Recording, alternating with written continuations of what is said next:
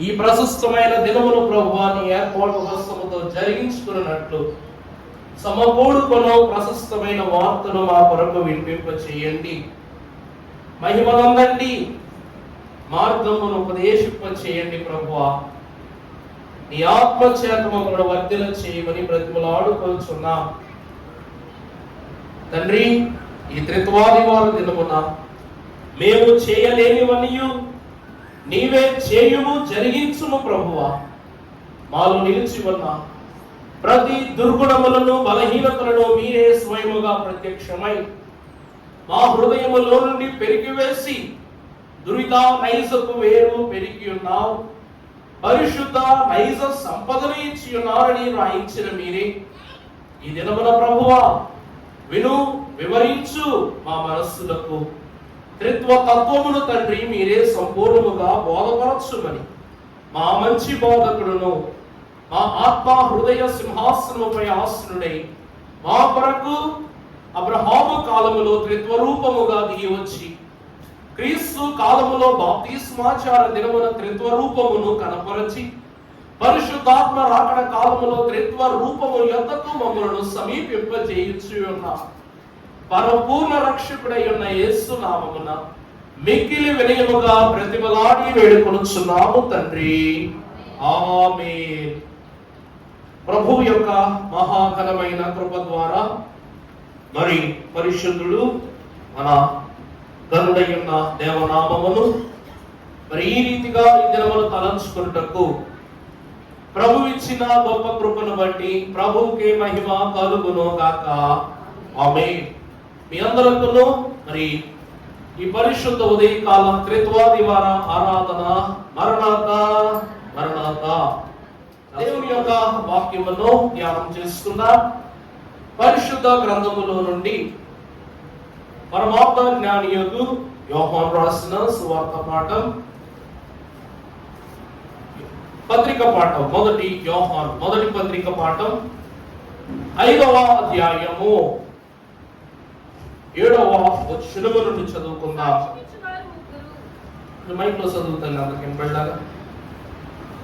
5, 7 కొంచెం జాగ్రత్తగా చదవడం కాదమ్మా. 7, 8 వచనాలు ఒకసారి బైబిల్లో అందరూ తెచ్చి పెట్టుకోండి దయచేసి.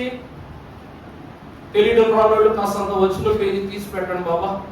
ఎవరికో బాగా కాస్త పక్కన ఉన్నోళ్ళు, బైబిల్ లో ఉన్నోళ్ళు, చదవడం రానోళ్ళు కాస్త పేజీ తీసి పెట్టండి. యోహాను మొదటి పత్రిక 5వ అధ్యాయం 7వ వచనము. సరే, అందరితో బిగ్గరగా. చాలా సంతోషం, అక్కడ దేవుడు గారు మంచి ఫ్లూలో ఉన్నారు. 5వ అధ్యాయము 7వ వచనం చదువుకుందాం. అందరూ నా చెప్పండి. సాక్ష్యం ఇచ్చువారు ముగ్గురు, అనగా ఆత్మయు నీళ్లును రక్తమును, ఈ ముగ్గురు ఏకీభవించి ఉన్నారు. మనము మనుష్యుల సాక్ష్యము అంగీకరించున్నాము కదా. దేవుని సాక్ష్యము మరి బలమైనది. దేవుని సాక్ష్యము ఆయన తన కుమారుని గురించి ఇచ్చినదే. దేవుని కుమారుని యందు విశ్వాసముంచు తనలోనే ఈ సాక్ష్యము కలిగి ఉన్నాడు. దేవుని నమ్మని వాడు ఆయన తన కుమారుని గురించి ఇచ్చిన సాక్ష్యము నమ్మలేదు కనుక అతడు దేవుని అబద్ధికునిగా చేసిన వాడే. చాలా సంతోషం, ఆమేన్. దయచేసి కూర్చోండి. దేవుని యొక్క పరిశుద్ధమైన నామమును బట్టి ఈ దినము గత 2-3 వత్సరాలుగా త్రిత్వాదివారంలో 3 హెడ్డింగులతో మనం వాక్యాంశాలు ధ్యానం చేసుకున్నాం. మొదటి హెడ్డింగ్ త్రిత్వ మూర్తిత్వ ఐకమత్యత, అంటే తండ్రి కుమార పరిశుద్ధాత్మల యొక్క ఐకమత్య క్రమం, అంటే ముగ్గురు కలిసి పనిచేసే విధానం తెలుసుకున్నాం. రెండవది త్రిత్వ భావము, అనగా వారి మనస్సులో సంఘము పట్ల కలిగి ఉన్న ఆంతర్య భావముల గురించి ధ్యానం చేసుకున్నాం. మూడవది త్రిత్వ తలాంతులు అనగా సంఘ విస్తరణ నిమిత్తమై తండ్రి కుమారుడి విషయమై, కుమారుడు పరిశుద్ధాత్మ విషయమై, పరిశుద్ధాత్ముడు సంఘము విషయమై కలిగి ఉన్న ఏర్పాటు అనుభవాన్ని గురించి ధ్యానం చేసుకున్నాం. ఈ దినము మన అంశము త్రిత్వ తత్వము. ఏంటండి? త్రిత్వ తత్వము అనగా త్రిత్వ దేవుని యొక్క తత్వము అనగా వారు ఏ ఏ పనిముట్లతో మనలను దేవ రూప సంఘదారుని వలె కొనజుచ్చుచున్నారో తెలుసుకున్నట్టు ఈ త్రిత్వ తత్వము. దీనిని దైవజనుడు దేవదాసయ్య గారు అన్నారు, త్రిత్వాది వార పనిముట్లు అన్నారు. ఏమన్నారండి? త్రిత్వాది వారం ఏమన్నారంట? పనిముట్లు. అంటే మనం ఈ ఆదివారాన్ని ఆచరించడానికి ఏ పనులు, ఏ పనిముట్లు తీసుకోవాలో దేవుడు మనకి ఈ క్రమములో ఆచరణలోనికి తెస్తారట.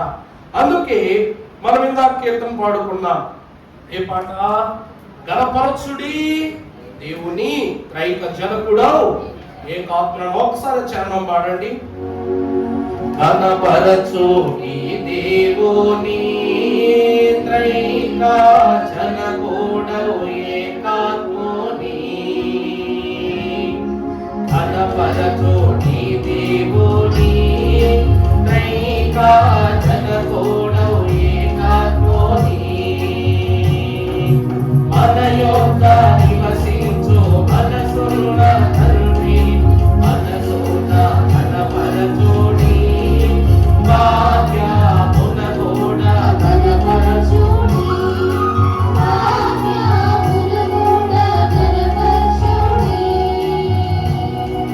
మన యొక్క నివసించు మన తండ్రి కానుండను మనలను తన బిడ్డలుగా చేయును. మన తండ్రి కానుండను మనలను తన బిడ్డలుగా చేయును.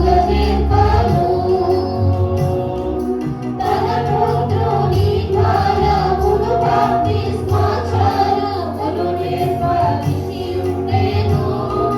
తండ్రి చదువును గ్రహించెను. తండ్రి చదువును గ్రహించెను.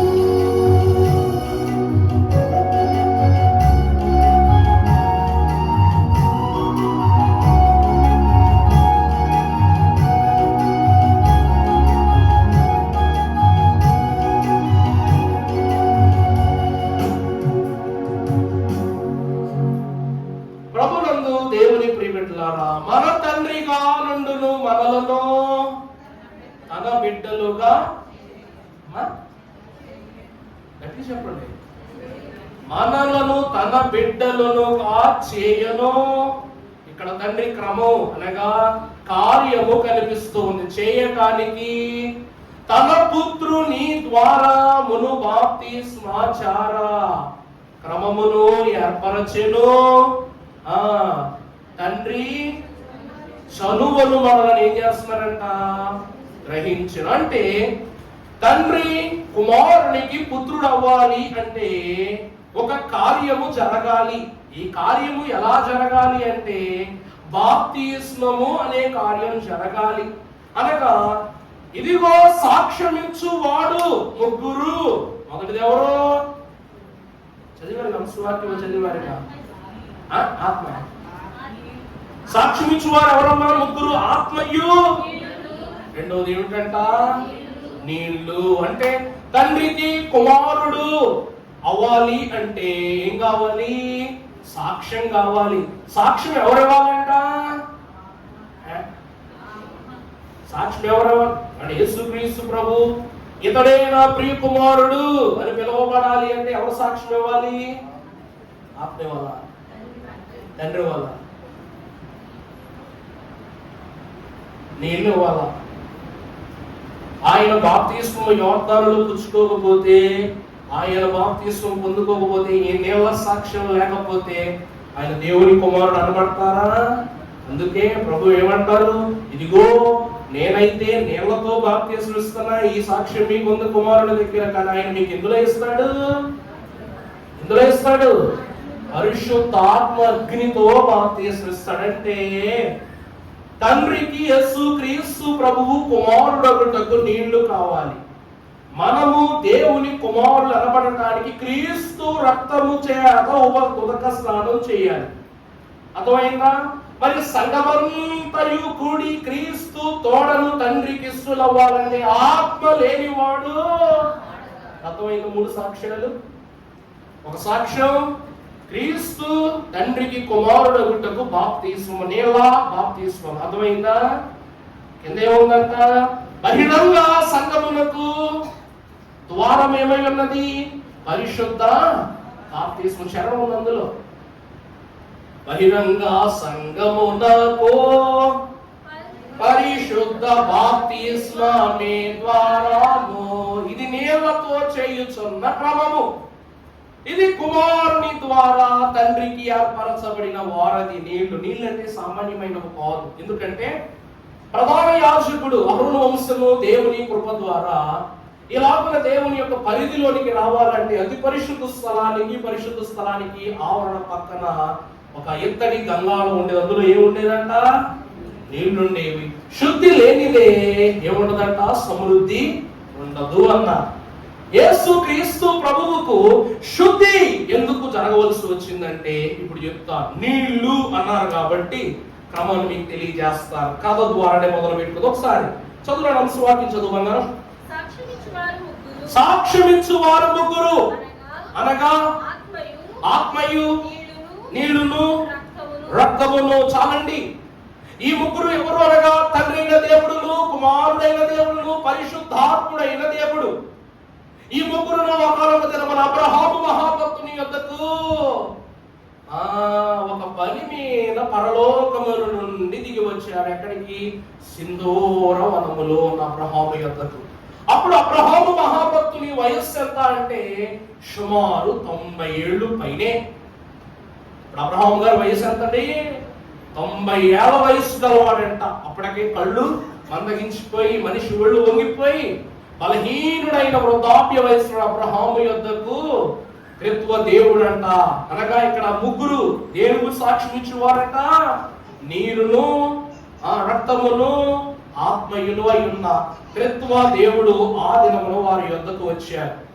రాగానే అబ్రహాము గబుమని ప్రభువు ఎదుటకు వెళ్ళిపోయి, ప్రభువా, నీ దాసుని మీద నీకు ఎంత ప్రేమని ఎరుగుదును, నీకేమాత్రం ప్రేమ ఉన్నా కూడా నీ దాసును నువ్వు దాడిపోవద్దు అన్నాడు. అనగానే అబ్రహాము, నేను వచ్చింది నీకోసమే,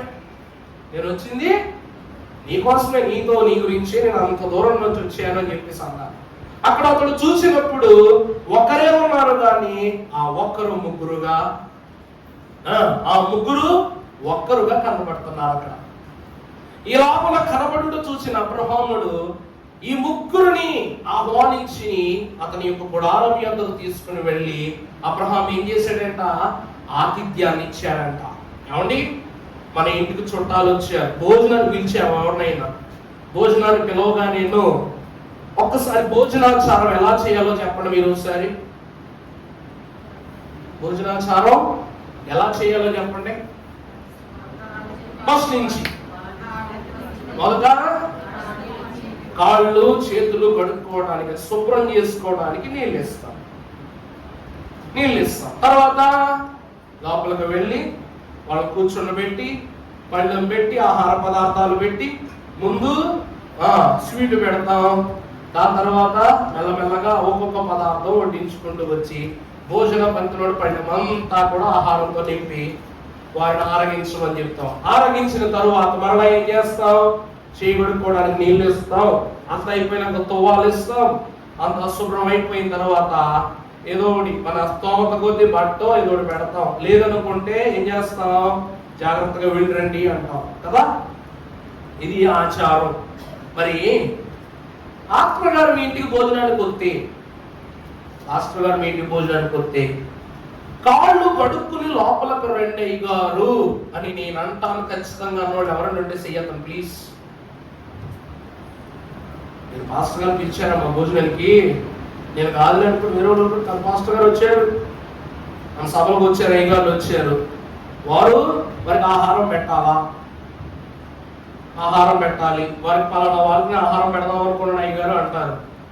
వచ్చిన అయ్యగారు లోపలికి రాగానే ఆగండి అయ్యగారు వాళ్ళే కడుక్కుని రండి, బయట నుంచి వచ్చారు కదా అని పాస్టర్ గారితో నేను అంటాను అన్న వాళ్ళు చెయ్యొద్దండి. మీరు అంటారా దూరం గారు మిగిలిన ఎవరు అనరు. ఎందుకంటారు? అలాంటి ఏదో కారణం ఉండాలి కదండి.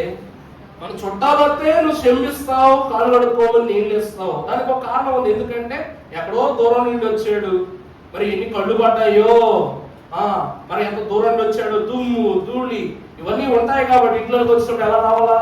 శుద్ధిగా రావాలా. అందువల్ల శుభ్రం చేసుకోమని ఇస్తాం. పాస్టర్ గారు అయితే అశుభ్రం అంటుకోదా? మా సొక్కాలకు మనకు అంటదా? మరి మాకు ఎందుకు నీళ్ళు ఎవరు? మీరు ఆలోచించారా ఎప్పుడైనా? గట్టి చెప్పండి అదే మాట. అభిషిక్తులని. సరే, నేను ఇలా ఒక మురుగు కాలువ పక్క నుంచి నడుచుకుంటూ వెళ్తున్నప్పుడు ఆ పక్కన కొన్ని పశువులు ఆ దారి గుండా వెళ్తున్నాయి. నాకు ఎదురు వచ్చేసి తోక ఇలా ఇలా ఇలా అంటున్నాయి. ఓయ్ ఓయ్ ఓయ్ ఓయ్, నేను అభిషిక్తుడిని, నువ్వు అలా ఊపితే నా చొక్కా మీద మరగబడద్ది, నీ తోక నా దగ్గర మాత్రం ఊపబాకు అన్నాను అనుకో, అది ఊరుకుంటుందా? లేకపోతే నేనే అభిషిక్తుని కదా, దేవుడు నాకు గొప్ప బలం ఇచ్చాడు. ఎలీషా మహాభక్తుని వల్లే తువ్వాలు తీసుకున్న బురదనట్టు కొడితే 2 పాయలు అయిపోయి మధ్యలోకి ఎండిన దారి వచ్చేస్తని నేను అలాగా నా ప్రయత్నం ఏదో నేను చేసి నేను అభిషిక్తుని అడుగు పెడితే మట్టి నాకు అంటొద్దు, దుమ్ము నాకు తగలొద్దు అంటే తగలకుండా ఉంటుందా? ప్రభునందు ప్రియులరా, దేవుని వాక్యములు ఒకసారి చూడండి. ఒక అభిషిక్తుడు వస్తేనే మనం ఏమన్నాం? కాళ్ళు పడుకుని రండి గారు మనం. ఎందుకంటే మీరు ఎక్కడ నుండి వచ్చినా, ఎప్పుడు వచ్చినా, ఏ తరుణమున వచ్చినా కూడా ప్రార్థనా క్రమం నుండి వస్తారు, లేక వాళ్ళ ఇంటికి వెళ్ళినా వీళ్ళింటికి వెళ్ళినా ప్రార్థన పని మీద వెళతారు. ఇదే కదండి మనకున్న నమ్మకం. ప్రార్థనా క్రమముపై ఇమిడి అభిషేకింపబడిన వారు కనుక మీ పని ప్రార్థనా ఉద్యోగం కాబట్టి మీరు ఆ ఇంట్లో శుభము, ఈ ఇంట్లో అడుగు పెట్టిన శుభమే, మీకు అశుభ్రం అంటదు అనే నమ్మకాన్ని బట్టి నీళ్ళేమో. మరి స్వయముగా యేసుక్రీస్తు ప్రభు వారు మన గృహములోనికి విందు చేయటకు వస్తే ఇంకా అసలు నీళ్ళ అనే పదమే ఉండదా మన ఇంట్లో? ఎందుకంటే ప్రభు ఎవరు? జీవ జలముల ఊట. అందువలన ప్రభువును ప్రశ్నింపజాలం. కానీ అబ్రహాము మహాభక్తుడు ఏం చేస్తున్నాడయ్యా అంటే, అబ్రహాము తన గృహములోనికి రాగానే, దేవుడు తన గృహంలోనికి రాగానే, ప్రభువా నువ్వు నీ పాదములను కడుగుకొని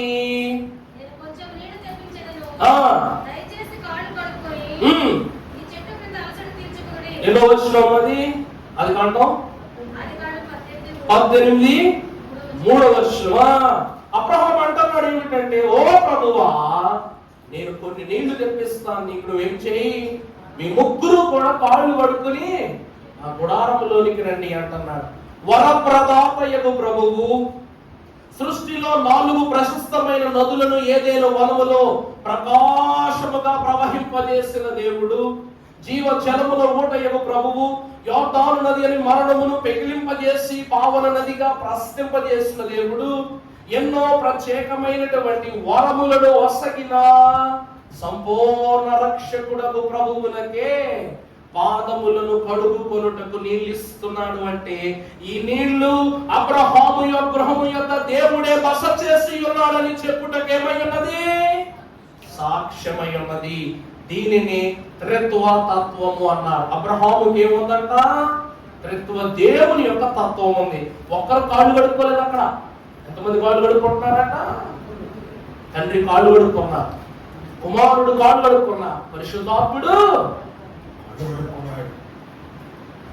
దేవుని ప్రియమిటులారా, అందుకే వాక్యమునందు నీళ్లకు ఎందుకు ఇంత విలువ ఉన్నది అంటే, వాక్యము అను పాలును సంఘము అను నీరును ఏకమగు సమయమున ఇదేమవుతుందంట? విస్తారం అయిపోతుందంట. ఏమైపోతుందండి? విస్తారం అయిపోతుందంట. అందుకే అన్నారు దైవజనుడు దేవదాసయ్య గారు, దేశము పాలు తేనెలు ప్రవహించు దేశము అన్నారు. అలాగనే క్రీస్తు యొక్క దేహములో నుండి రక్తమును నీరును ఏకమైనగా క్రీస్తువును రక్తమును సంగమును నీరును ఏకమై వచ్చును అని భక్తులు తెలియజేస్తూ ఉన్నారు. అందుకే ఇశ్రాయేలీల దప్పిక తీర్చుటకు బండ నుండి నీరుగా వెలువడ్డాడు దేవుడు. దేవుని కృపను బట్టి నీళ్ళు ఏమిస్తూ ఉన్నాయంటే సాక్ష్యాన్ని ఇస్తున్నాయి. ఇదిగో ఇది అబ్రహాము గుడారము, ఈ గుడారము యొక్క ప్రభువును తండ్రి అయిన దేవుణ్ణు పరిశుద్ధాత్ముడు ప్రభు గృహమును బట్టి బస చేశారని చెప్పటానికి ఆ నేలను వంటిన వారి పాదముల నుండి వచ్చిన శుద్ధి కారణమై ఉన్నది. కానీ అబ్రహాము నీళ్ళు ఎందుకు ఇచ్చాడు? ప్రభు అంతటి వారికే నీళ్ళు ఇచ్చేంత గొప్ప భక్తుడు అబ్రహాం అంటే ప్రియులారా, చెప్పాను కదా, నేను రాజును, నేను గొప్పవాడను, నేను ఘనుడును అని ఈ లోకములో మట్టితోడు, లోకముతోడు, గాలితోడు, ధూళితోడు కయ్యమేసుకోకూడదు. దేవుడు ఆది కాండంలో సెలవిచ్చాడు, ఆదాము నిన్ను బట్టి ఈ నేల శపింపబడిపోయింది. ఇంకా ఈ నేలపై ఏది విత్తినను కూడా ఏం చేస్తావు? అది విషములకే, ఇది పాపములకే కైవసం అయిపోయింది. కాబట్టి ఈ లోకము మరింత గడ్డు కాలములో మారిపోతుందని దేవుడు ఏదేను వనములు తీసుకుని పరలోకం వెళ్ళిపోయారు. అప్పటి తర్వాత ఎప్పుడైనా ప్రభు ఈ లోకానికి రావడానికి చూసామా మనం? చెప్పండి. ఆదాము కాలములో ఏదేను వనము యొద్దకు ప్రభు వచ్చారు, ఆదాము కోసం వచ్చారు, అప్పుడు వెళ్ళిపోయారు పరలోకానికి. మళ్ళీ ఎప్పుడు తిరిగి వచ్చారంట? అబ్రహాము కోసమే తిరిగి వచ్చారు దేవుడు. ఆ తిరిగి వచ్చినప్పుడు ఈ భూమంతా ఎలా ఉందంటే అప్పటికే పాపంతో నిండిపోయింది. ప్రభు అయినంత మాత్రాన శపింపబడిన నేలపై పాదము మోపితే దుమ్మంటుకోదా? అందుకేమంటున్నాడు, ప్రభువా నువ్వు అక్కడ నుండి పరిశుద్ధ లోకములో నుండి పాప లోకములోనికి వచ్చావు. అందుకే భక్తులు ఏమంటారు తెలుసా? ప్రభువు మనుషులమైన మన కొరకు ప్రశస్త స్థలము నుండి పాప స్థలానికి వచ్చారు.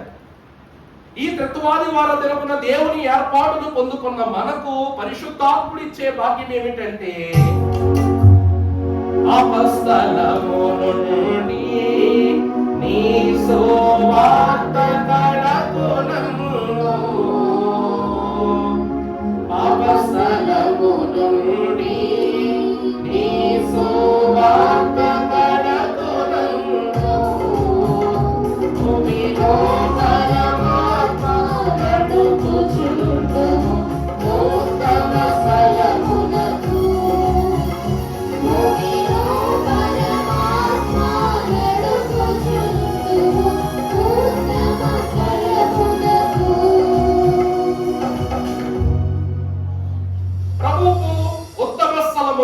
అనుత్తమమైన స్థలములోనికి వచ్చారు.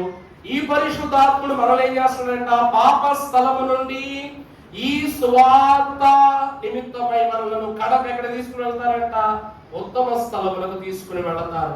అందుకే అశుద్ధి గల స్థలములో పరిపూర్ణ దేవుని కుమారుడు కూడా పాపిగానే ఎంచబడ్డారు. అర్థమవుతుందండి?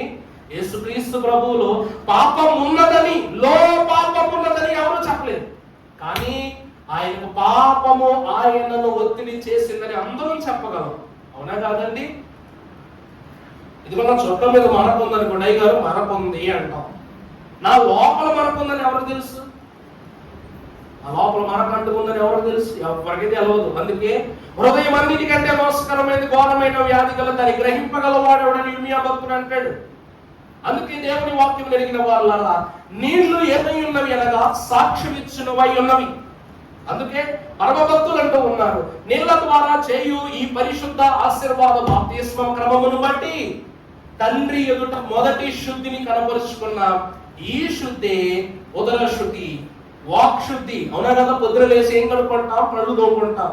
ఇదే శుద్ధి. ఏ శుద్ధి అమ్మా? పళ్ళు శుద్ధ, పళ్ళు శుద్ధ. ఒకసారి 5 రోజులు బ్రష్ చేయడం మానేయండి, నోటి మాట ఎలా వస్తుంది? ఎప్పుడైనా గమనించారా మీరు? 5 రోజులు బ్రష్ చేయకుండా, నోటికి నీరు అంటకుండా ఉండడం జరుగుతుంది అంటున్నా. పొద్దున్నే లేవగానే మంచినీళ్ళు తాగమంటారు. ఎందుకు అనుకున్నారు? మొత్తం నోటి భాగం అంతా కూడా శుభ్రము. 5 రోజులు తడారిపోయేలా వదిలేండి. గొంతులోకి మాట వస్తుందా? ఎవరికైనా మీ మాట సరిగా వస్తుందా? వాక్కును శుద్ధి చేయడానికి, సర్వ అంగ భాగములన్నీ శుద్ధిపరచుటకు నీరు, వాక్ శుద్ధి. రెండవది, శుభ్రంగా స్నానం చేసామనుకోండి, మనసు ఎలా ఉంటది? శాంతంగా ఉంటది.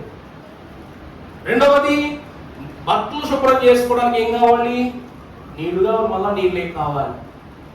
హస్తశుద్ధి, పాదశుద్ధి, ఉదర శుద్ధి, శరీర శుద్ధి అన్నిటికీ ఏం కావాలి?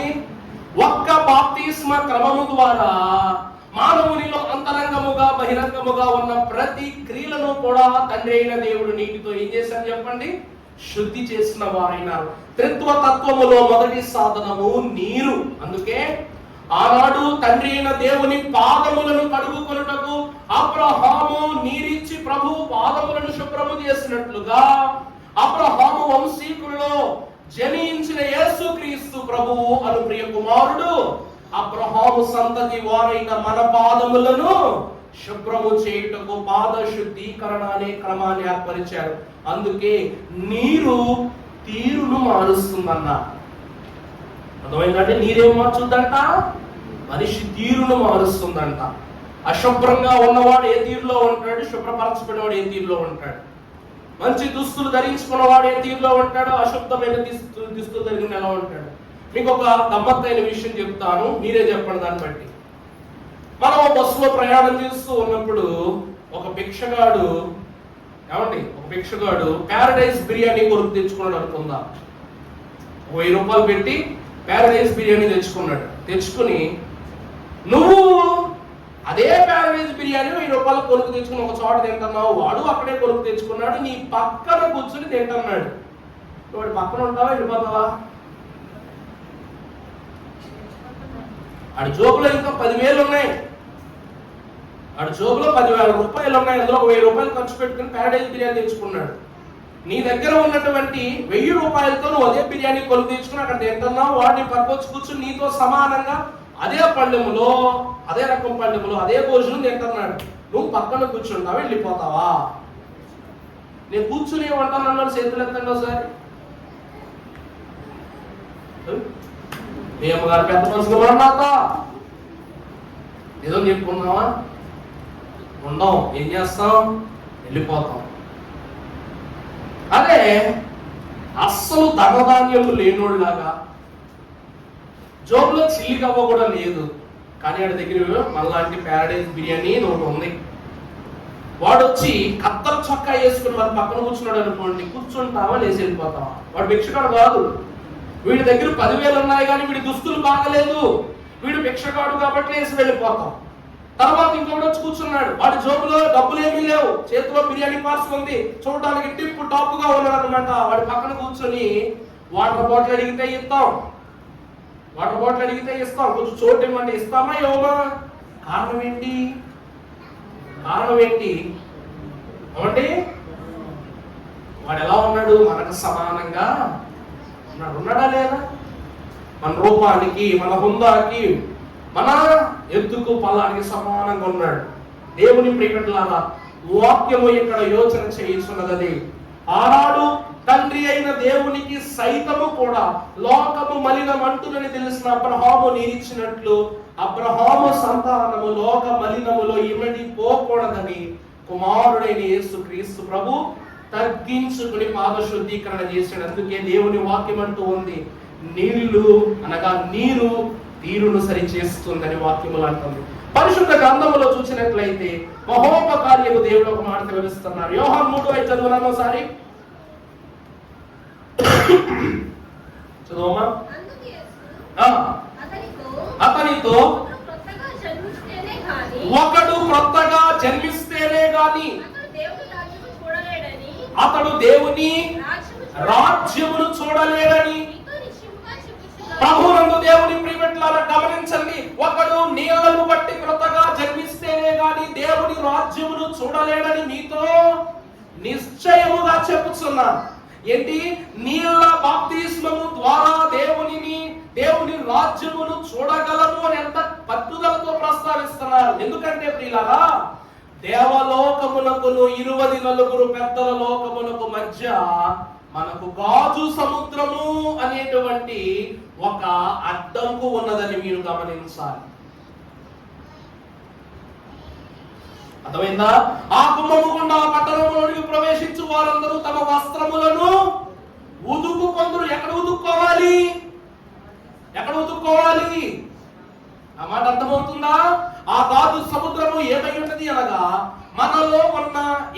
మలినములు ఏమైనా ఉన్నట్లయితే వాటిని మనలో నుండి పరిపూర్ణముగా తొలగించుటకు, దైవ సాన్నిధ్యములో పరిశుద్ధులుగా నిలిపివేయుటకు దేవుడు మనకు ఆఖరిగా శుద్ధి కొరకు ఇచ్చిన సాధనం. అందుకే నీళ్లు ఏమిస్తూ ఉన్నవి? సాక్ష్యాన్ని ఇస్తూ ఉన్నాయి. అందుకే నీతితో జన్మిస్తేనే గాని దేవుని రాజ్యమును మీరు ఎవరినూ చూడరని నిశ్చయముగా సాక్ష్యం ఇస్తున్నాను. తండ్రి అయిన దేవుడు తాను నిమిత్తమై కుమారుడైనను సంఘమైనను తన రాజ్యమును సమీపించుటకు ఆయన ఏర్పరుచుకున్న మొదటి పనిముట్టు నీరు. నీరు తీరును మారుస్తుంది. రెండవదిగా మనం చూసినట్లయితే పరిశుద్ధ గ్రంథంలో హెబ్రీ పత్రిక 9వ అధ్యాయం 22వ వచనం,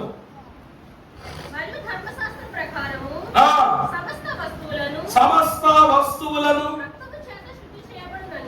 రక్తము చేత శుద్ధి చేయబడుననియు, రక్తము చిందింపకుండగా పాప క్షమాపణ కలుగదనియు.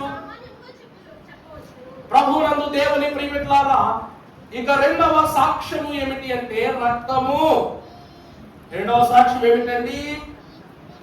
పరమభక్తుడైన అహరోను వంశీకులైనటువంటి వారు ప్రత్యక్ష గుడారములోకి ప్రవేశించి గంగాళము యొద్ద ఉన్నటువంటి నీటితో వాళ్ళను శుభ్రం చేసుకుని అప్పుడు పాప పరిహారార్థ బలి అయి ఉన్న గొర్రె పిల్ల రక్తం తీసుకుని ఏం చేసేవారంట? ప్రతి వస్తువును కూడా శుభ్రం చేసేవారు.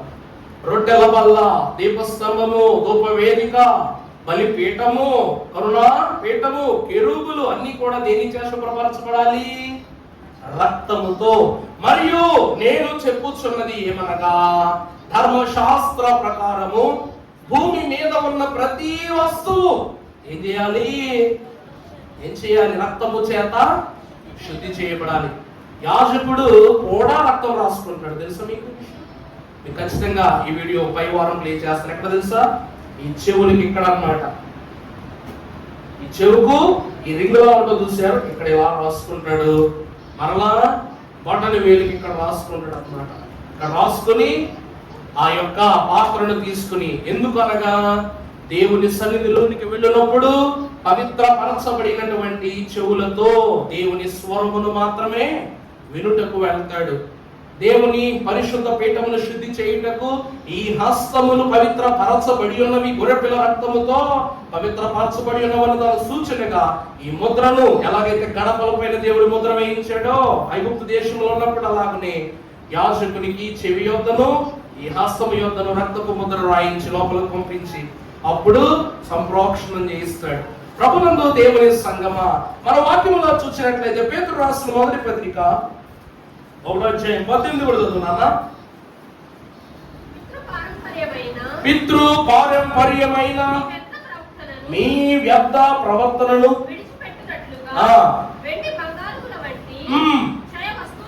క్షయ వస్తువుల చేత గాని అమూల్యమైన, ఇక్కడ రక్తము అని చెప్పబడటంలా.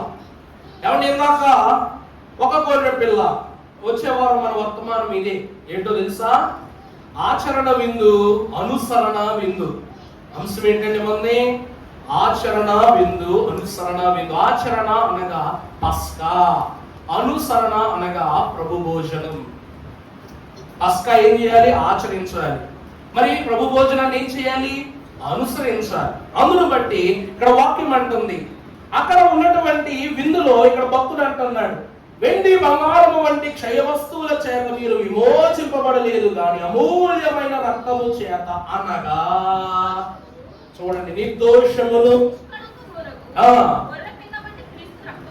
విమోచింపబడితిరని మీరెరుగుదురు. ప్రభునందు ప్రియపెట్టలారా, రక్తము లేనిదే రాజ్యము లేదు అన్నారు దైవజనుడు దేవదాసరి గారు. ఏం లేదంటే రక్తము లేకుండా రక్షణ లేదు, రక్షణ లేకుండా రాజ్యము లేదు అన్నారు. ఈ మాట నిజమా కాదా? యోహాను పత్రికలోనే ఒక మాట ఉంటుంది, యేసు క్రీస్తు ప్రభు యొక్క రక్తము ప్రతి పాపముల నుండి మిమ్ములను ఏం చేస్తుంది? పవిత్రులనుగా చేస్తుంది. అందుకే దేవుని యొక్క ప్రశస్తమైన నామమును బట్టి ఈ రక్తము చేత ఎవరు పరిపూర్ణముగా శుద్ధి చేయబడుదురో వారే దేవుని యొక్క రాజ్యమునకు వారసులగుదురు. ప్రభు వాక్య సంపత్తిని బట్టి మనం చూస్తే మనం పాడుకుంటాం, అందుకొను రక్తముతో అందుకొను రసముతో ఆయన రక్తము అందుకొందుము మర్మ మదియాద్భుతము ఎందరెన్నో బాలి వందనాయేనాడో వందించి త్రాగినను బాధయు తరుగులేదు. ప్రభువునందు ప్రియులారా, అందుకొను రసముతో ఆయన రక్తము. ఈ ద్రాక్షరసములో ఏం కలుస్తూ ఉంది అమ్మండి? ఆయన రక్తము కలుస్తూ ఉంది. ఈరోజు ద్రాక్షరసం బాటిల్లో ఎలా ఉన్నది అలా మీ గ్లాసులో పోసిచ్చినప్పుడు తాగగలరా మీరు ఎవరైనా? అందులో ఏం కలపాలి? నీళ్లు కలపాలి. ఎందుకనగా సంఘమును క్రీస్తును ఐక్యముగా చేయబడి క్రీస్తు రూపము మనలో ప్రవహించినట్లు ధారగా ప్రవహించినట్లు ఏమవ్వాలి? ఈ శరీరము క్రీస్తు శరీరము ఏకమవ్వాలి. అర్థమైందండి? సంఘమును నీరును క్రీస్తు రక్తమును ఏకమై ఈ శరీరములో ఇమిడిపోవాలి. అందుకే ఈ లోపలికి వెళ్ళినటువంటి ఈ శరీరమును ఈ రక్తమును ఏం చేస్తూ ఉన్నాయి అంటే మనను కూర్చి ప్రభువుకు సాక్ష్యమిస్తూ ఉన్నాయి. ఇదిగో ఇదిగో నేను చెప్పుచున్న వాడు సాక్ష్యమిచ్చుచున్నాడు. ఆత్మ సంఘముతో చెప్పుచున్న మాట చెవి గలవాడు వినును గాక. అందుకని దేవుని వాక్యములో పత్రికా సంచారకుడు పౌలు మహాభక్తుడు ఎఫెసీ పత్రిక 1వ అధ్యాయము 7వ వచనంలో అంటున్నాడు, దేవుని కృపా మహదైశ్వర్యమును బట్టి ఆ ప్రియుని యందు ఆయన రక్తము వలన మనకు ఏమండి నీళ్లు శుద్ధినిస్తాయి. మరి రక్తం ఏమిస్తంట? విమోచననిస్తూ ఉన్నదంట.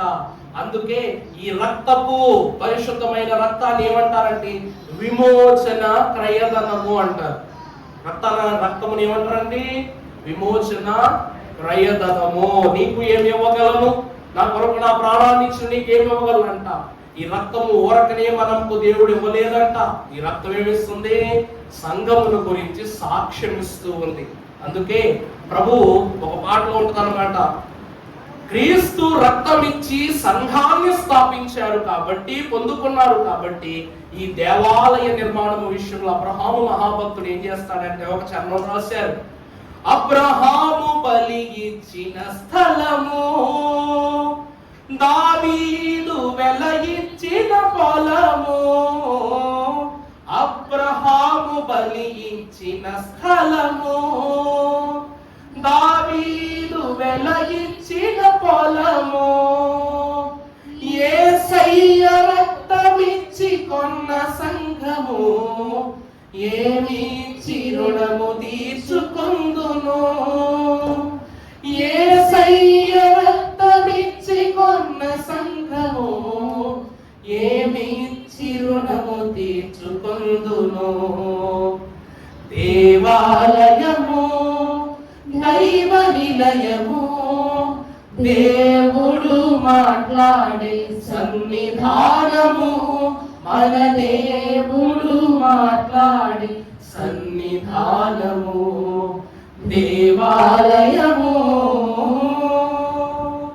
ఈ రక్తము చేత ప్రోక్షింపబడి సంప్రోక్షింపబడిన తరువాతే దేవుడు మనతో మాట్లాడతాడు. దేవుడు ఏం చేస్తాడంటే మనతో అప్పుడు మాట్లాడతాడట. అందుకే ఈరోజు యేసు క్రీస్తు ప్రభువు ఏ క్షణమునందైతే ఆయన మనలను తన రక్తముతో శుద్ధి చేశారో అప్పుడే తండ్రి వీరేమి చేయుచున్నారో వీరు ఎరుగరు గనక వీరిని, ఎందుకంటే నేను ఇంత కష్టపడి ప్రయాసపడి రక్తాన్ని నేను వీరి కొరకు చిందించాను కాబట్టి ఈ రక్తము ఏమవకూడదు, వృధా కాకూడదు. నీ సంఘము పట్ల కలిగి ఉన్న ఈ రక్తము వృధాపరచబడకూడదు. కాబట్టి ఈ రక్తమే రానున్న రాకడలో ఏమివ్వబోతూ ఉందనగా సాక్ష్యాన్ని ఇవ్వబోతూ ఉంది. కాబట్టి రక్తము సాక్ష్యం ఇచ్చేదై ఉన్నది. ఏమండి, నీతిమంతుడైన హేబేలు రక్తము సాక్ష్యం ఇవ్వలేదా? ఇచ్చిందా? ఇవ్వలేదా? అవునా? నాబోతు రక్తము కూడా దేవుని గురించి ఏమిచ్చింది? సాక్ష్యం ఇచ్చింది. అందుకే రక్తం ఏమిస్తుందంట? సాక్ష్యం. క్రీస్తు రక్తము కూడా సంఘాన్ని గురించి రాకడలో సాక్ష్యం ఇవ్వబోతూ ఉంది. కాబట్టి రెండవ సాక్ష్యము రక్తము. మూడవది ఆత్మ. ఇంకా ఆత్మల గురించి ప్రత్యేకముగా చెప్పనక్కర్లా. పరిశుద్ధ ఆత్మకు రూపమే లేదు.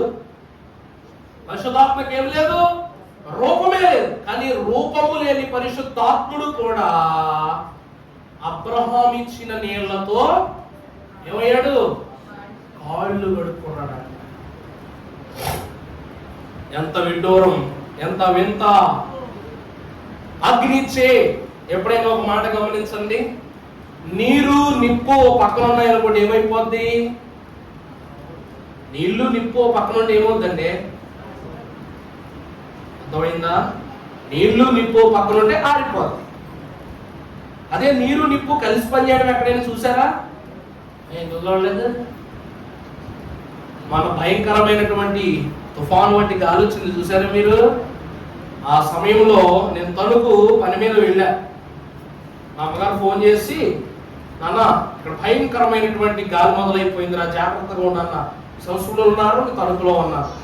ఫోను అక్కడ మొదలైన గాలి మొదలైందంట. అప్పుడే అక్కడ మొదలైంది. మా అమ్మగారు ఫోన్ చేశారు. 1 నిమిషం 52 సెకండ్లు మాట్లాడారు అనమాట. అలాగమ్మా, సరే సరే అని ఫోన్ అట్లా పెట్టి బండి దగ్గరికి వచ్చానంతే. చల్లగా చిన్న గాలి తగిలింది అంతే.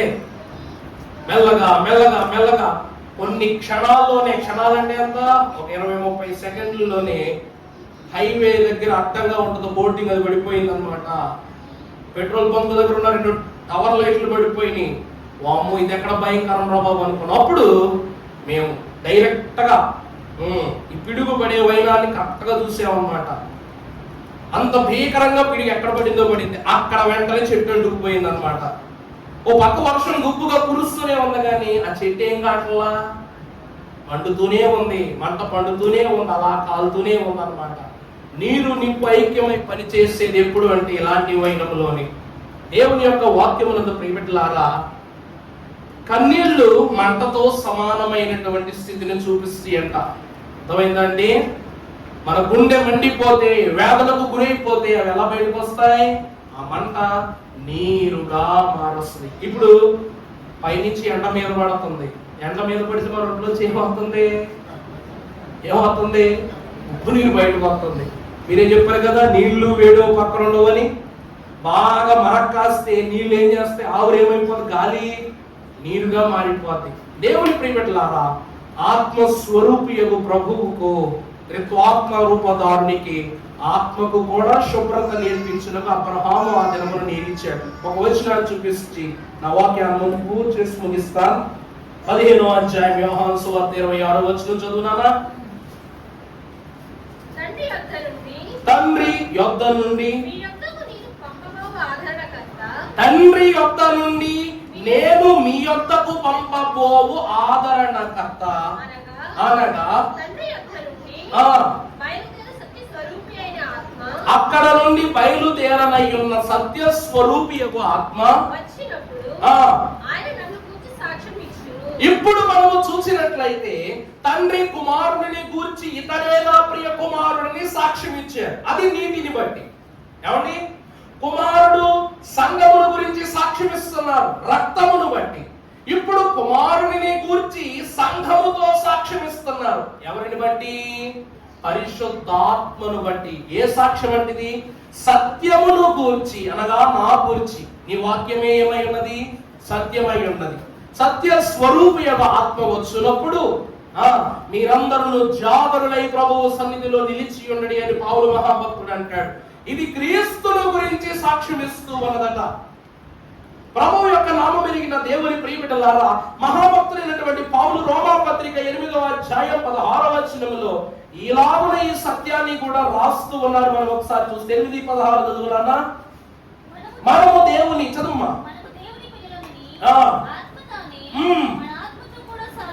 ఆత్మ తానే మన ఆత్మతో చూసారా, మనము ఎవరమని గట్టిగా చెప్పాలా, దేవుని పిల్లలమని ఆత్మ తానే. అర్థమైందండి? ఆత్మ ఎందుకంట, ఆత్మ పరిశుద్ధాత్మ తానే మన ఆత్మతో ఏమిస్తుంది, సాక్ష్యమిస్తూ ఉంది. అందుకే పరిశుద్ధుని చేసి నీ వరములను దయచేసి నీ పరిశుద్ధ సన్నిధిని చూపుమా, పావురమా వినుమా. ఈ ఆత్మ మన ఆత్మతో ఏమని సాక్ష్యం ఇస్తూ ఉందంటే, నీవు దేవుని బిడలవని సాక్ష్యం ఇస్తూ ఉంది. అందుకే తెలివిని కలిగించు, నన్ను ఏం చేయి, దివ్యగా వెలిగించు. నేను ఏ భాగ్యములను కలిగి ఉంటాను వాటన్నిటిని నా కంటికి చూపించు. అందుకే పరిశుద్ధాత్ముడు మూడవ సాక్ష్యం ఇస్తూ ఉన్నాడు. ఈ సాక్ష్యమే సత్యమును సూచించు సాక్ష్యము. అందుకే ఈ సాక్ష్యం ఎలా ఉంటదంటే, ఎందారిని అన్నా ఏ మాటలు వినవద్దు. అర్థమైందండి? ఇదేమని సాక్ష్యం ఇస్తున్నాడు, మన దగ్గరికి వచ్చి దేవుని సాక్ష్యం ఇస్తుందంట. ఎందరూ ఎన్ని అన్నా ఏ మాటలను వినవద్దు, దేవా వాక్యే నిజము, దిక్కులు చూడొద్దు. మిత్రుడా మిత్రుడా రారావము అనేటువంటి పాట మనుష్యుల కొరకు కాదు, మనుషుల కొరకు అన్నారు తండ్రిగా. ఈ ఆత్మ ఏమంటదంట, మిత్రుడా రమ్ము పరలోక రాజ్యం యొద్దకు రమ్ము, మైత్రితో పారమార్థికమైన మాటలు వచించొచ్చు. అంటే మైత్రి అనగా స్నేహము, చెలిమి. మైత్రితో పారమార్థికమైన మాటలు అంటే పరలోక సంబంధమైన మాటలు వచించుచు, మాట్లాడుతూ, మన్ననతో అనగా స్నేహముతో మనమందరం ఐక్యమై మన్ననతో పరలోక రాజ్యానికి వెళ్ళిపోదాం. మిత్రుడా రారమ్ము. దేవుని ప్రియమిత్రులారా, ఆత్మ సంఘముతో చెప్పుచున్న మాట ఇది. దేవవాక్య నిజము, దిక్కులు చూడవద్దని. ఎందుకంటే ఈ ఆత్మ కార్యమును మనం ఎప్పుడు కలిగి ఉంటామో, ఈ ఆత్మ క్రియలను మనం ఎప్పుడు జరిగించుకుంటామో, అప్పుడు దేవాది దేవుడు మనకు అనుగ్రహించే గొప్ప భాగ్యాన్ని మనం పొందుకుంటాం. ఒకసారి చరణం పాడుకుందాం. 42వ కీర్తన చరణం పాడుకుందాం. ఒకసారి 5వ చరణం పాడుకుందాం. అందరూ పాడాలి ఈ చరణం. ఈ చరణం పాడుకున్న వాళ్ళందరినీ దేవుడు వారి గృహంలో ఉన్న ప్రతి చిక్కును చికాకును కూడా సంపూర్ణంగా తొలగించేస్తారు. అందరూ కలిసి పాడండి. ఇంటిలో నీ పోరు ఇంటి పోవును గాక, పాదాలు వేదాలు ఆడి పోవును గాక,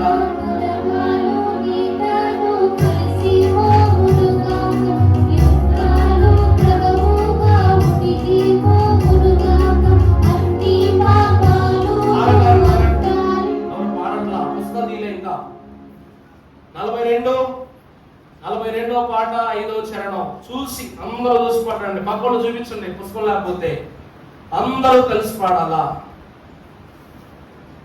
రెడీ? 1 2 3 స్టార్ట్. ఇంటిలో నీ పోరు ఇంటి పోవును గాక, పాదాలు వేదాలు వాడి పోవును గాక, కలహాలు గీతాలు కలిసి పోవును గాక, యుద్ధాలు క్రమముగా ఉడిగి పోవును గాక, అన్ని పాపాలును అంతరించును గాక, సర్వదేశములందు శాంతి కలుగును గాక, నాగరికత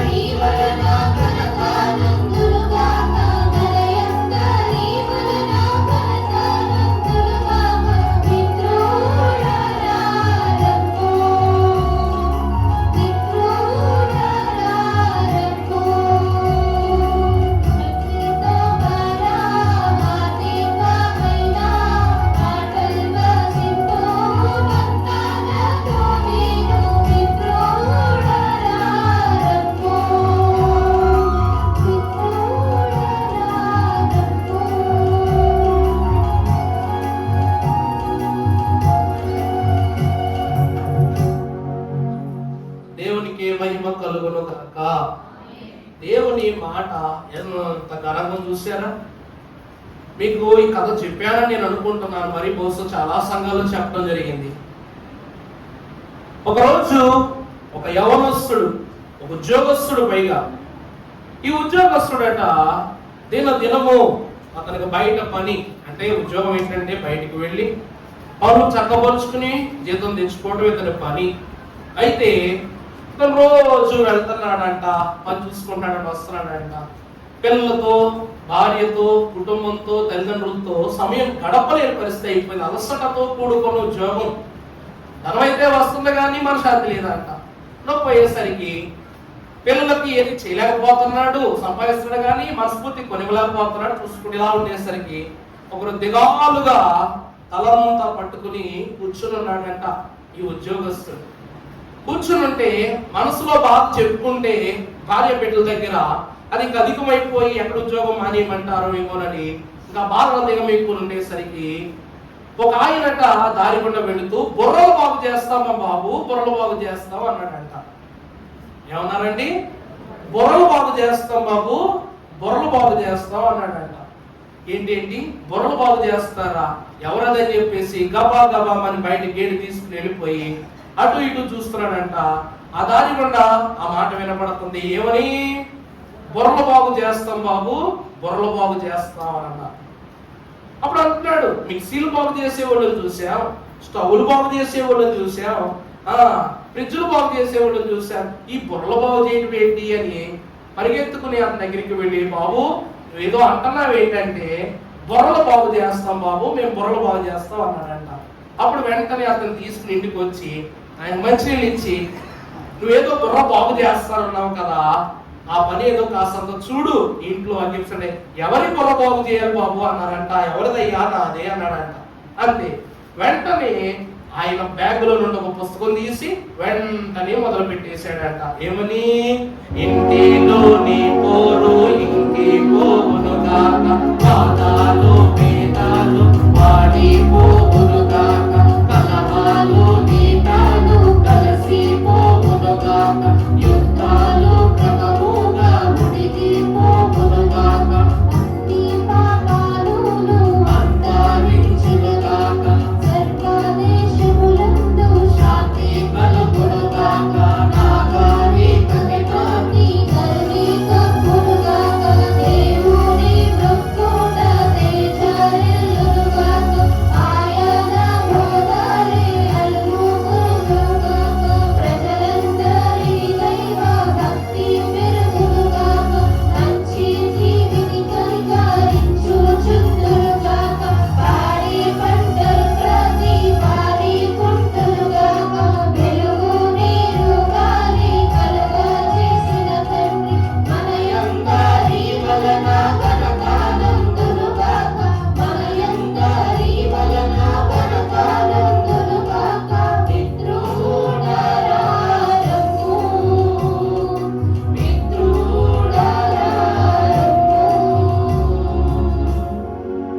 అర్థమైందా అండి? పుస్తకం తీసి మన దైవజనులు ఫాదర్ ఎం దేవదాసయ్య గారే ఈ పాట ఆ యవ్వనస్తునికి పాడారంట. అతని బాధల్లా ఏంటంటే ఇంట్లో ఉన్న పోరేమైపోవాలి, ఇంత తల్లి పెట్టిన ఇంటికి వస్తాడు, తిండెక్కదు, కుటుంబంతో సౌఖ్యంగా ఉండలేడు, పెద్దలు పలకరించుకోలేడు, సముదాయించుకోలేడు, మంచి చెప్పుకోలేడు, ఇంకేముంటది ఇంట్లో? నిత్యం పోరే ఉంటది.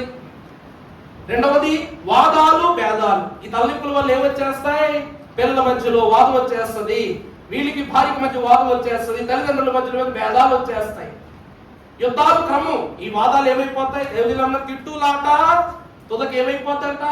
కొట్లాటగా మారిపోతున్నారు. యుద్ధాలు క్రమముగా ఉడిగిపోవును కాక, ప్రజలందరికీ దేవ భక్తి పెరుగును, శాంతి కలుగును, నాగరికత ప్రతి నరుని కప్పును, వెలుగు నీరు గాలి కలుగజేసిన మన తండ్రి మన అందరి వలన ఏం పొందుకుంటారట? ఘనత పొందుకుంటారట. అందుకే ఈరోజు ఏమొచ్చిన ముగింపు ప్రార్థనలో మనకుంటాడు, ప్రభువా వారిని గాని వీరిని గాని దీవించలేదన్న నెపము నీ మీదకు రానివ్వవద్దు. అందరినీ చూస్తున్నావు కాబట్టి నీ బిడ్డలకు నువ్వు ఏమి ఇవ్వాలో ఇచ్చేసే, జరిగించేసే, నీ చిత్తాన్ని నెరవేర్చేసే, నువ్వు మాటపడొద్దు ప్రభు అని దైవజనులు చెప్తున్నారు. వెలిగించిన దేవుడు ప్రతి ఇంటి మీదకి వెలిగించినట్లుగా ప్రతి కుటుంబాన్ని కనికరిస్తాను. ఆత్మకార్యం అంటే ఇదే. ఆత్మకార్యం అంటే ఏంటండి? ఇదే. ఆనాడంట తండ్రిని కుమారుని బట్టి ఈ లోకాన్ని నడిపించింది పరిశుద్ధాత్ముడే. అందుకే పరిశుద్ధాత్మ వలన నువ్వు గర్భం ధరించావు. మరి అమ్మగారు ఏం ధరించారంటండి? గర్భం ధరించారంట. అక్కడ ఆత్మసాక్ష్యం. కుమారుడే ఆత్మను మన మధ్య పంపించారు, ఆత్మసాక్ష్యం. ఈ రోజు పరిశుద్ధాత్ముడే గాలిలో బైబిల్ మిషన్ వ్రాత పేరిట ఈ లోకమును భూతలమున వెలసి దైవజనుడు ఫాదర్ దేవదాస్ గారి ద్వారా ప్రతి గృహములో కూడా ఆత్మీయ గృహముగా, ఆశీర్వాద గృహముగా దీవించారు. ఈ రోజు ఆత్మ సంఘముల గురించి సాక్ష్యం ఇస్తూ ఉంది. త్రిత్వ దేవుని యొక్క సమైక్యతలో మనము తెలుసుకున్న, ఎంచుకున్న, గణించిన ప్రతి సత్యము కూడా పరిశుద్ధాత్మ ద్వారానే జరుగుతూ ఉన్నాయి. అందుకే దేవుని ప్రియబిడ్డలారా, పరిశుద్ధాత్మ వస్తే వేయవలసింది గంతులు కాదు, పరిశుద్ధాత్మ వస్తే చేయవలసినది కనిపెట్టుట. పరిశుద్ధాత్మ వస్తే ఏం చేయాలంటండి? కనిపెట్టాలి. అపోస్తులు పరిశుద్ధాత్మ అగ్నిగా దిగొస్తే అగ్ని పారిపోలేదు. అగ్ని మన మీదకి వచ్చిందని కొత్త భాషలో మాట్లాడితే గంతులు వేయలేదు. అక్కడ క్రొత్త భాష అని రాయబడింది, కానీ ఈ భాష తెలుగు భాష, హిందీ భాష, మరాఠీ భాష అని అక్కడ రాయబడాల. క్రొత్త భాష మాట్లాడుటనగా క్రొత్త విషయములు లేనిదే క్రొత్త విషయము ఎందుకు రావాలన్నారు? క్రొత్త భాషను, క్రొత్త విషయాలను తెలియచేయటం, అదే భాష అంటే. అర్థమైందా అండి? క్రొత్త సంగతులను తెలియజేయడానికి. ఒకప్పుడు తెలుగు పదాలన్నింటినీ కూడా సంస్కృతంలో ఉన్నప్పుడు, గాంధిక సంస్కృతంలో ఉన్నప్పుడు ఎవరికి భాష వచ్చేది కాదట. దాన్ని పెద్దగా మార్చారు, తెలుగు భాషగా దాని యొక్క క్రమాలన్నింటినీ కూడా బోధ చేస్తూ చేస్తూ చేస్తూ ఈ రోజు తెలుగే కష్టమైన భాషగా మారిపోయింది లోకానికి. ఇంగ్లీష్, హిందీ ఇవన్నీ కూడా ఈజీ భాషలే, కానీ తెలుగే కష్టం. కానీ ఆ తెలుగులో ఎన్ని గొప్ప శబ్దాలు ఉన్నాయో తెలియదు. ఇవన్నీ కూడా అర్థమయ్యేటట్లు దేవుడు ఈ వాక్య గ్రంథాన్ని పలు దేశంలో అన్ని భాషల్లోనూ కూడా బైబిల్ ఉంది. అర్థమైందా అంటే అన్ని భాషల్లో కూడా బైబిల్ ఉంది. కానీ బైబిల్ చదవడంలో కష్టమైన భాష ఏదయ్యా అంటే తెలుగే. అందుకే సత్యవాక్యము ద్వారా సమస్తమును తెలియజేసిన ప్రభువు ఈ త్రిత్వ తత్వము ద్వారా నీరు, రక్తము, ఆత్మ ఈ ముగ్గురిగా మనతో సంచరిస్తున్నారు, మనలో సంచరిస్తున్నారు, ఆయన మహిమతో నింపుతున్నారు. కాబట్టి శుద్ధికి నీరుగా, విమోచనకు రక్తముగా నిత్యము మనలను సత్య వాక్కు చేత నిలబెట్టడానికి పరిశుద్ధాత్ముడిగా సదాకాలం మీతో ఉండి మనందరినీ మోక్షపురికి మహిమ కాలములో తీసుకుని వెళ్ళి దీవించును గాక. ఆమేన్.